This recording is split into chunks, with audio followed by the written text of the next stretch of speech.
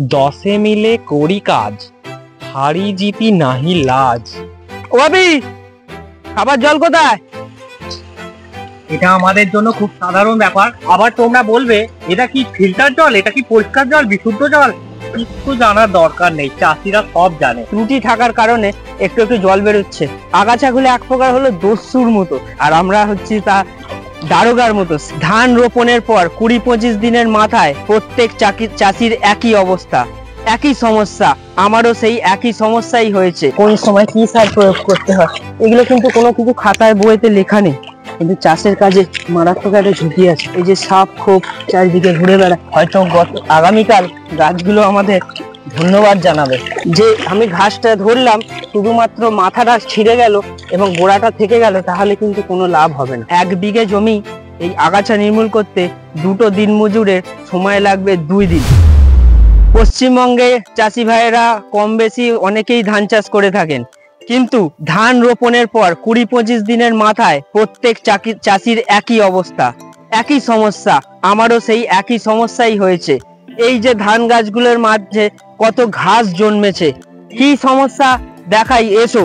এই সমস্যাগুলো হলো এই ধান গাছের মাঝখানে এই যে ঘাসগুলো, এই ঘাসগুলো ধান গাছের সঙ্গে থাকলে এই জমির সার মশলা সব এই গাছগুলো খেয়ে নেবে। চারিদিকে এত ঘাস হয়ে থাকার জন্য ধানের গোছগুলো মোটা হবে না। যতই তুমি সার প্রয়োগ করো, যতই কীটনাশক দাও, গাছগুলো বার বৃদ্ধি দেখতে পাবে না। এইবার এই সমস্যাগুলোকে কিভাবে নির্মূল করে ফেলে দেবো এবং এর সমাধান করব আধুনিক পদ্ধতিতে, কোনো কীটনাশক প্রয়োগ না করে, কোনো ওষুধ প্রয়োগ না করে, কম খরচে, কোনো শ্রম ভাড়া না করেই নিজেরা নিজেদের কাজ করে এই সমস্যাটা সমাধান করব, সেটা দেখাবো। এই সমস্যাটায় হাত দেওয়ার আগে অবশ্যই মাথায় রাখবেন 20-25 দিনের মাথায় কোনো না কোনো সার আমাদের প্রয়োগ করতে হবে। এখন আমি ইউরিয়া প্রয়োগ করব, আপনি যে কোনো সার প্রয়োগ করতে পারেন। আমরা যেমন বেঁচে থাকার জন্য খাবার খাই, গাছেদেরও বেঁচে থাকার জন্য প্রচুর পরিমাণে নাইট্রোজেন দরকার হয়। সেই নাইট্রোজেন সরবরাহ করে ইউরিয়া সার। 1 কাঠা জমির পিছনে আমরা 500 গ্রাম সার বরাদ্দ করে এই 16 কাঠা জমির জন্য 8 কিলো সার কিনে এনেছি। কেন আমি আগে সারটা ছড়িয়ে নেব? ঘাসগুলো তোলার সময় আমাদের যে ঘাঁটাঘাঁটি করতে হবে, তার আগে সারটা প্রয়োগ করলে সেই সারগুলো ঘেটে মাটির সঙ্গে মিশে গিয়ে গাছগুলো কথা বলতে পারে না। গাছগুলো কথা বলতে পারলে আজকে আমাদের ধন্যবাদ জানাতো। আসলে এই আমরা যে ইউরিয়া সার ছড়াবো, ইউরিয়া সার ছড়ানোর পরে মাটিতে যে নাইট্রোজেনের পরিমাণ বৃদ্ধি পাবে, এর ফলে গাছে আমাদের ক্লোরোফিল বাড়বে এবং গাছ আরো সবুজ হবে এবং বলবান হবে এবং মাটিতে শেকড় চাড়িয়ে যাবে। এই শেকড় চাড়ানোর ফলে গাছের গোজ মোটা হবে, উন্নত ফলন হবে, ফলনের পরিমাণ বৃদ্ধি পাবে। যদি আমরা শুধু সার ছড়িয়েই বাড়ি চলে যাই, তাহলে এই গাছের সঙ্গে যে আগাছা গাছগুলো আছে সেই গাছগুলো বৃদ্ধি পেয়ে আগাছা গাছগুলো বড় হয়ে যাবে। আমাদের আসল উদ্দেশ্য ধান গাছগুলো কোনোই গ্রোথ হবে না। এই যে জমিটা দেখছেন, এই জমিটা 15 থেকে 16 কাঠা জমি, 20 কাঠায় 1 বিঘে, তার মানে 1 বিঘের কম। এই জমিটায় আমরা প্রতীক্ষা ধান রোপণ করেছি। এই প্রতীক্ষা ধানের আগাছাগুলো নির্মূল করার জন্য এখানে 2 থেকে 3টে শ্রম লাগবে, মানে দিনমজুর ভাড়া করতে হবে। এই 15 থেকে 16 কাঠা জমিটা 2 দিনে আপনি কিভাবে নিজে নিজে করে কমপ্লিট করে ফেলবেন সেটাই দেখুন। আমি দেখাবো যে 2 দিনের মধ্যে কিভাবে এই 15-16 কাঠা জমিতে আমি আগাছাগুলো নির্মূল করে দেখিয়ে দেবো যে নিজে নিজে করলে কতটা সাশ্রয়। আমাদের সার ছড়ানো কমপ্লিট হয়ে গেছে। এইবার আসল কাজটা আমি দেখিয়ে দিই, 2টো কাজ একসঙ্গে কি করে হবে। ঘাস নির্মূল করাও হবে এবং কাদাগুলো ঘেঁটে দেওয়া হবে। এই দেখুন ধান গাছের মাঝে এই যে আগাছা গাছগুলো, হ্যাঁ এই আগাছা গাছগুলো, এই আগাছা গাছগুলো কত ক্ষতি করে, এইগুলোকেই আমাদের তুলে নির্মূল করতে হবে। আমি এখানে দাঁড়িয়েছি, আমি 2টো হাতের মধ্যে যতটা এরিয়া কভার করতে পারবো ততটা জায়গা নিয়ে আমি এই বরাবর কাদা ঘাঁটতে ঘাঁটতে এগিয়ে যাব। খুব একটা আহামরি কিছু কাজ নয় যে অনেক কিছু করতে হবে, তা নয়। শুধুমাত্র কাদাটা ঘেঁটে দিতে হবে আর অতিরিক্ত আগাছা ঘাসগুলো আমাদের তুলে আমাকে কোথাও ফেলতে হবে না।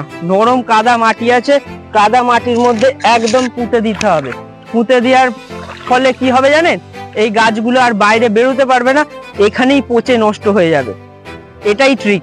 এই দেখুন এইখানে খানিকটা ঘাস, এখানে খানিকটা ঘাস, অতিরিক্ত ঘাস নেই, অল্প কিছুই ঘাস আছে। একটাই ম্যান পাওয়ারে কত তাড়াতাড়ি সম্ভব সেটাই দেখাবো। একটু খেয়াল করতে হবে, এই যে গাছগুলো আছে, গাছগুলো গোড়াগুলো যেন খুব সুন্দরভাবে পরিষ্কার করা হয় এবং কাদাগুলো ঘেঁটে দেওয়া হয়। যে আগাছা গাছটা আমি ধরবো সেটা যেন সঠিকভাবে নির্মূল হয়। যে আমি ঘাসটা ধরলাম শুধুমাত্র মাথাটা ছিঁড়ে গেল এবং গোড়াটা থেকে গেল, তাহলে কিন্তু কোনো লাভ হবে না। যখনই একটু জল কম হবে তখনই দেখা যাবে ওই ঘাসগুলো আবার বেঁচে উঠেছে। জমি আমাদের মা, জমি আমাদের ভালোবাসা। জমিকে আমরা ভালোবেসে যত স্নেহ সন্তানের মতো করে মানুষ করি, বা জমি মানুষ করি না, আমরা গাছ মানুষ করি। তো জমির ধারে এই ঘাসগুলো বৃদ্ধি পেয়ে এরকম জমিতে ঢুকে পড়ছে, তো এই সব ঘাসগুলোকে আমাকে ছিঁড়ে বাইরে বার করে দিতে হচ্ছে। আগাছাগুলো এক প্রকার হলো দস্যুর মতো, যারা আমাদের এলাকায় ঢুকে তাদের প্রভাব বিস্তার করতে চায়, আর আমরা হচ্ছি তা দারোগার মতো সেইগুলোকে তুলে বার করে দেব। জলটা যত ঘোলা হয়ে যাচ্ছে তত বোঝা যাচ্ছে যে আমরা খুব ভালো করে এটাকে মিশিয়ে দিচ্ছি। হয়তো আগামীকাল গাছগুলো আমাদের ধন্যবাদ জানাবে। গাছেদের তো ধন্যবাদ জানানোর ভাষা হয় না, গাছেরা আমাদের কিভাবে ধন্যবাদ জানাবে? খুব ভালোভাবে ফসল হয়ে যখন উন্নত মানের এবং প্রচুর পরিমাণে ফলন দেবে, আমরা সেটাকেই ধন্যবাদ হিসেবে ধরে নেব। যারা প্রাণী পোষে, বাড়িতে কুকুর বিড়াল পাখি পোষে, তারা ঠিক মন দিয়ে তাদের কথা বোঝার চেষ্টা করে, তারা ঠিক তাদের অঙ্গভঙ্গিতে ভাষা বুঝতে পারে। চাষিদের ক্ষেত্রেও তেমন, চাষিরা এইভাবেই গাছের ভাষা বুঝতে পারে। চাষিদের বুঝে নিতে হয় যে গাছটার অবস্থা কি আছে, সেইটা দেখেই বুঝতে পারে যে গাছটা কি বলতে চাইছে। গাছটা কষ্টে আছে নাকি আরামে আছে বা ভালো আছে। যখন তাকে খুব সুন্দর ফুলে ফলে দেখতে পাবে, সবুজ দেখতে পাবে, জানবে গাছ বলছে যে আমি ঠিক আছি। কিন্তু যখন একটা গাছ প্রায় মরো মরো অবস্থায় দেখাবে কিংবা দেখাবে ঝিমিয়ে পড়ছে, তখন বুঝতে হবে যে গাছটার কোনো অসুবিধা হচ্ছে, সমস্যা হচ্ছে। গাছটাকে আমাকে পরিচর্যা করতে হবে। যেহেতু ওদের মুখ নেই, চাষিদের বুঝে নিতে হবে। মন দিয়ে কাজ করলে আমরা ঠিকই নিজেরাই বুঝতে পারবো। যারা চাষ করেন না তারা হয়তো গাছের ভাষা বুঝতে পারবেন না।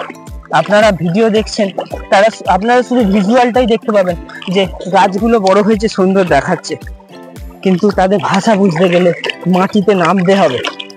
মাটিতে নেমে পরিবেশের সঙ্গে মিশে চাষবাস করলে তবে আপনি গাছেদের ভাষা বুঝতে পারবেন। একটা কথা আছে, আমাদের বিশ্বকবি কবিগুরু রবীন্দ্রনাথ ঠাকুর বলেছেন, বহুদিন ধরে বহু কোষ দূরে, বহু ব্যয় করি বহু দেশ ঘুরে, দেখিতে গিয়েছি পর্বতমালা, দেখিতে গিয়েছে সিন্ধু, দেখা হয় নাই চক্ষু মেলিয়া, ঘর হতে শুধু দুই পা ফেলিয়া, একটি ধানের শীষের উপর একটি শিশুর বিন্দু। এবার আমি কাজ করতে করতে এর ব্যাখ্যাটা বলছি। এটা হয়তো অনেকেই জানবে, কিন্তু এই চাষি ভাইয়েরা একটু ভালো বোঝে এই কথাটা। মানে আমরা অনেক টাকা পয়সা খরচা করে, অনেক কিছু করে, প্ল্যানিং করে আমরা দেশ বিদেশ ভ্রমণ করতে যাই। বহুদিন ধরে বহু কোষ দূরে, বহু ব্যয় করে, বহু দেশ ঘুরে আমরা ঘুরে আসি।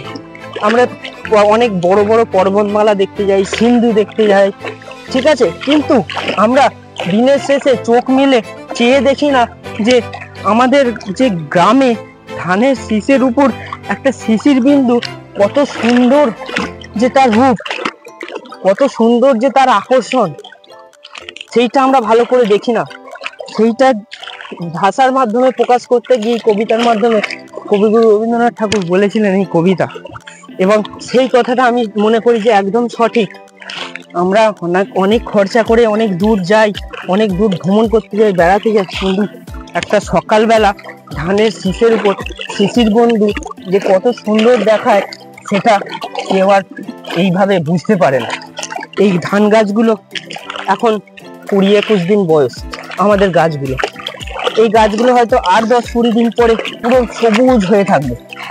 তখন কিন্তু এর সৌন্দর্য আরো অনেক বেড়ে যাবে। কর্মক্ষেত্রের কারণে আমরা অনেক যুব সমাজ পরিযায়ী শ্রমিকের মতো বাংলা ছেড়ে চারিদিকে চলে যাচ্ছি, কিন্তু যারা আমরা গ্রামে আছি চাষি ভাইয়েরা, তারা আমরা জানি এখানে চাষ করলে কতটা আনন্দ। হয়তো পরিশ্রম হয়, কষ্ট হয়, কিন্তু পরিশ্রমের পর যখন আমার কাজটা সম্পন্ন হয়, তখন সেই যে মুখের হাসিটা, সেটা আমাদের অনেক দামি। আবার ঘাসের মধ্যেও নানা প্রকারভেদ আছে। কিছু কিছু ঘাস অল্প ছিঁড়ে দিলেই মরে যায়, আবার কিছু ঘাস আছে তাদের এমনই গঠন যে তাদের গাঁটগুলো শুধু যদি পড়ে থাকে মাটিতে তাতেই আবার ঘাস জন্মে যাবে। মারা খুব মুশকিল। ঝুঁকি অনেক কাজেই আছে, কিন্তু চাষের কাজে মারাত্মক একটা ঝুঁকি আছে।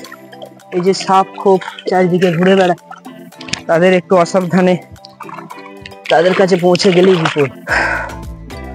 খুব একটু কষ্ট তো হচ্ছেই, রোদ মাথার উপর রোদ, জলে দাঁড়িয়ে কাজ। তবু আপনাদের সঙ্গে কথা বলতে বলতে কাজ করছি, কেননা একদম চুপ করে থাকলে হয়তো আপনারা ভাববেন ভালো লাগছে না, তাই আপনাদের সঙ্গে গল্প চালিয়ে যাচ্ছি। এই যে জল ঘাটার আওয়াজটা শুনতে পাচ্ছেন তো, অনেকক্ষণ ধরেই হচ্ছে। কেমন লাগছে আপনাদের? ফিল হচ্ছে না যেন আপনারাও জমির মধ্যে আছেন? আজকে আমরা আমার বাপের কাছ থেকে জেনে নেবো অ্যাকচুয়ালি এই কাজের প্রসেসটা কি। বাপি একটু বলে দিলাম। বলো। হাতগুলো ছেড়ে তুলে নিয়ে পাকটাকে একটু হাতে করে ঘেঁটে নাড়িয়ে দেওয়া। আচ্ছা, এই হচ্ছে কাজ। আমার বাপি ছোটবেলা থেকে দাদুর হাত ধরে কাজ শিখেছে এবং সারা জীবন এই চাষের কাজ নিয়েই আছে।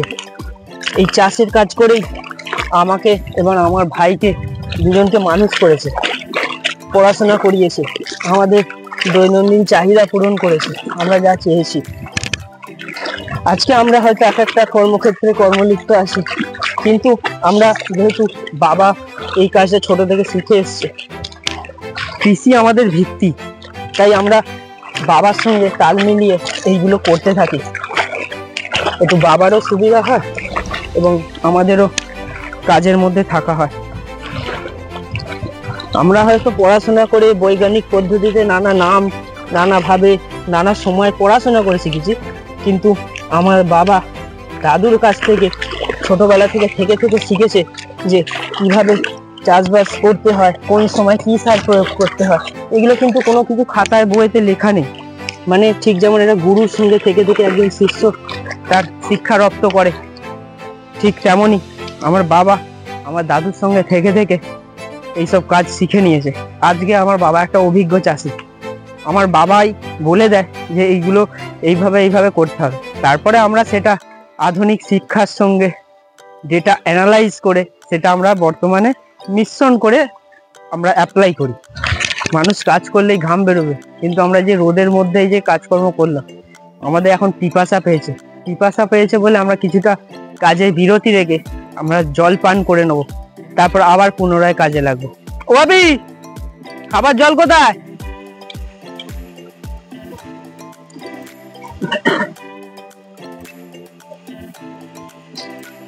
এটা আমাদের জন্য খুব সাধারণ ব্যাপার, আরো ওয়াটার পিউরিফায়ারে জল খেতে পারবো না। আবার তোমরা বলবে এটা কি ফিল্টার জল, এটা কি পরিষ্কার জল, বিশুদ্ধ জল?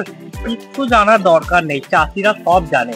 তাদের চাষিদের বডিটাই সেইভাবে তৈরি, একটা ওয়াটার পিউরিফায়ারে ভরসা বসে থাকতে পারে না। কিছুক্ষণ আগে আমরা এই পাইপটা বেঁধে দিয়েছিলাম, কিন্তু ত্রুটি থাকার কারণে একটু জল বেরোচ্ছে, তো আমরা সেই জলটা পানীয় জল হিসেবে ব্যবহার করে নেবো। এটা কোনো অপরিষ্কার জল নয়। আমরা যেমন টিউবওয়েল থেকে জল তুলে খাই, আমাদের চাষের জমিতে ব্যবহৃত হয় ডিপ টিউবওয়েল, আমাদের সাধারণ টিউবওয়েলের থেকে অনেক গভীর। এই এত গভীর থেকে ফিল্টারের মাধ্যমে পরিষ্কারই জল ওঠে, তাই এটা আমরা অনায়াসে নির্দ্বিধায় পান করতে পারি। এই দেখো হাতে নিচ্ছে, এই গরমের মধ্যে এই ডিপ টিউবওয়েলের ঠান্ডা জল কি যে তৃপ্তি। এই যে এতক্ষণ কাজ করতে করতে আমাদের কতটা সময় লাগলো এই যে এক লাইন পরিষ্কার করতে। আমরা বাবার মতো তো অত অভিজ্ঞ চাষি নয়, আমাদের সময় একটু বেশি লেগেছে। এই এতটুকু চাষ করতে আমাদের 20 থেকে 25 মিনিট সময় লেগেছে। 1 কাঠা জমি পরিষ্কার করতে আমাদের দুজনের সময় লাগলো 30 মিনিট। তাহলে 1 বিঘে জমি এই আগাছা নির্মূল করতে 2টো দিনমজুরের সময় লাগবে 2 দিন। 2 দিন কাজ করলে 2টো দিনমজুর পুরো এই 1 বিঘে জমির আগাছা নির্মূল করে ফেলবে। 10 মিলে করি কাজ, হাড়ি জিতি নাহি লাজ।